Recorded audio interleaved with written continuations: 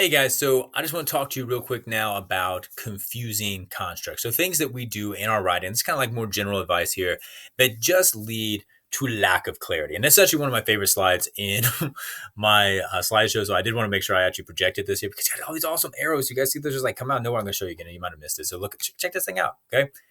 Woo. So we're going to look at this. So main things that lead to confusion are lack of direction. Okay. And that's when we don't really plan out our writing. We just sort of like wing it. We jump into it. If you don't know where you're going, chances are at some point in your paper, neither will your audience. Okay.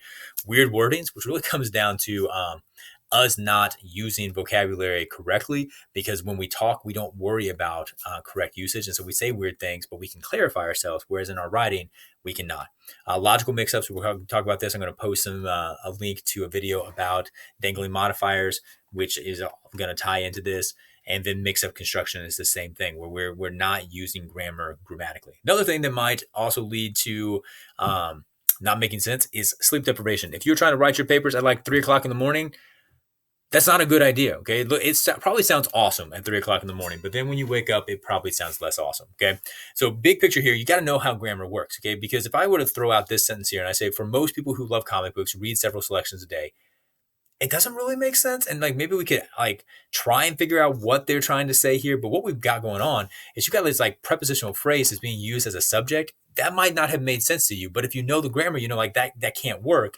And that's why this is confusing. So you actually have like this prepositional phrase, dependent clause added to a fragment, which does not create a complete thought. Okay, so you're going to need to rewrite this entirely so that what you're trying to say actually makes sense. So you got to know your grammar so that you can use your grammar. Okay. Logical errors also kind of play in. You want to make sure that your subject and your verb actually fit together. So if you look here, it says, and this is from our textbook, the court decided that Tiffany's welfare would not be safe living at home. Well, no, the court decided that Tiffany wouldn't be safe living at home. Her welfare was not at jeopardy. Okay. So welfare is her state of being. That's not what's at risk here. Okay. Apparently I want you to see that twice.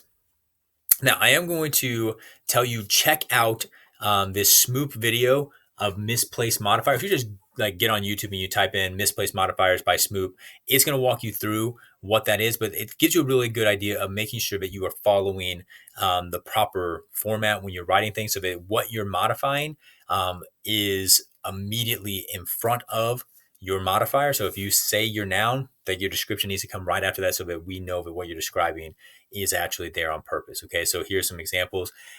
If I say loving life, the hamburger was just what he needed, though I love that sentence, it doesn't really make any sense because the hamburger is not loving life. This one is my favorite though.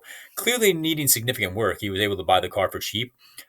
That makes it sound like you walk up to buy a car and like your arm falls off or something. Like, well, wow, you actually need this vehicle more than we do, so you can just have it. What they're trying to say is the car needed significant work, but it made it seem like he needed significant work. So just make sure you know what you're describing.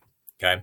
My biggest advice to you is, because we mess things up all the time when we write, and our brains are so awesome that they can fill in our mistakes. Like when we read back over it, we won't see it because our brain knows what we were trying to say. It is so important that you read your material out loud. If you're working at our school and you have a Chromebook, the Read Write app will actually read directly from your Google Docs, which is awesome. And does this really super mechanical read. It's a word for word read, but hearing somebody else say it, even a machine, is really going to help you. Okay.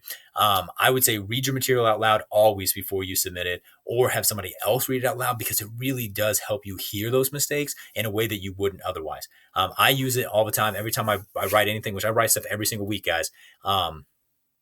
And I actually use my phone. I have an iPhone. And so if you do 2 swipes down, that's the talk to text feature on an iPhone. Most Androids, it's like hitting the home button 3 times. And if you're in a document, it will start reading it for you. You can speed it up, you can slow it down, and it really does. It does help. So that's like general advice. Hopefully you take that. It will help. Okay.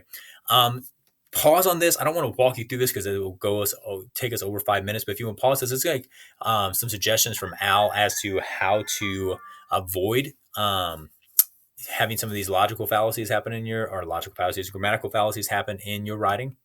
Okay. And I think that will be a good stopping point. So I've got some practice points here on dangling modifiers.